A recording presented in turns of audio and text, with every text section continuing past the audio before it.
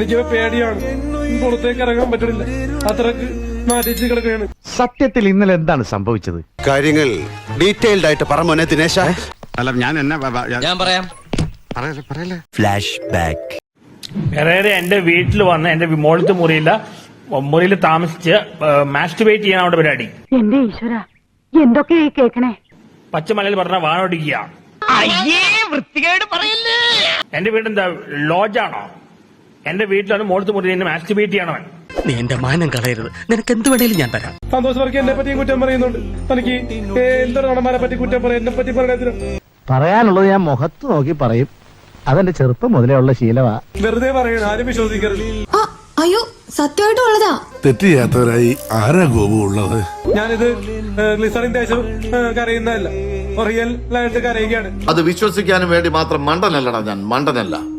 സങ്കടത്തിലൂടെയാണ് കടന്നു പോകുന്നത്. അതൊക്കെ ആദ്യമേ ആലോചിക്കണമായിരുന്നു. പല ബന്ധുക്കളും വിളിച്ച് ചോദിക്കുന്നുണ്ട് എന്താ ഞാൻ ആ പടം മുള്ളാൻ കൂടി പറ്റാത്ത അവസ്ഥയിൽ പോയി. എടാ ശ്രീധരൻ ഉണ്ണി, എന്ത് ചെയ്യുന്നതിന് മുമ്പും ഒന്ന് ആലോചിക്കണം. വെറുതെ എടുത്തു ചാടരുത്.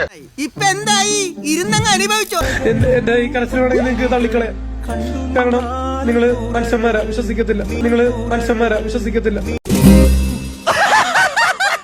സത്യത്തിൽ താൻ മണ്ടനാണോ അതോ മണ്ടനായിട്ട് അഭിനയിക്കുകയാണ്? എനിക്ക് പേടിയാണ്, പുറത്തേക്ക് ഇറങ്ങാൻ പറ്റണില്ല, അത്രക്ക് മാറ്റിച്ച് കിടക്കുകയാണ്. പുറത്തിറങ്ങാൻ പറ്റാത്ത സ്ഥിതിയായല്ലോ ഈശ്വര.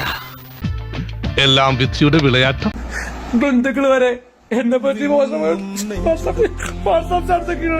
എന്റെ വീട്ടിലാണ് മോളത്തെ മുറിയിൽ മാസ്റ്റുബേറ്റ് ചെയ്യണവൻ. ഏത് നേരത്താണോ എനിക്ക് അങ്ങനെ തോന്നിയത്? ഓ, നിനക്കങ്ങനെ ഏത് നേരത്തും തോന്നും. ബന്ധുക്കള് വരെ എന്നെ പറ്റി നിനക്കിത് വേണം. നീ എന്റെ മുമ്പിൽ കിടന്ന് വിലസിയില്ലേ? ലോകത്തെ മൊത്തം അപമാനിക്കുകയാണ് ഇപ്പൊ എന്നെ. നീ എന്ത് തേങ്ങയാണ് പറയുന്നേ? ലോകത്തെ മൊത്തം അപമാനിക്കുകയാണ് ഇപ്പൊ എന്നെ. അതെ, എനിക്ക് തോന്നുന്നാണോ അതോ ശരിക്കും മണ്ടനാണോ? യൂട്യൂബിലും ഫേസ്ബുക്കിലും ഇൻസ്റ്റാഗ്രാമിലും ആൾക്കാർ നാട്ടിക്കുകയാണ്. എന്നെ എങ്ങനെങ്കിലും ഒന്ന് രക്ഷിക്കണം. അയ്യോ നോ. അവനവന്റെ കയ്യിലിരിപ്പിന്റെ ഗുണം അവനവൻ തന്നെ അനുഭവിച്ചു തരണം. താൻ നിരന്തരം ചെയ്യുന്ന കർമ്മങ്ങൾ താൻ അനുഭവിച്ചിടുക. തൽക്കാലം ഇത്രയും മതി. വരട്ടെ.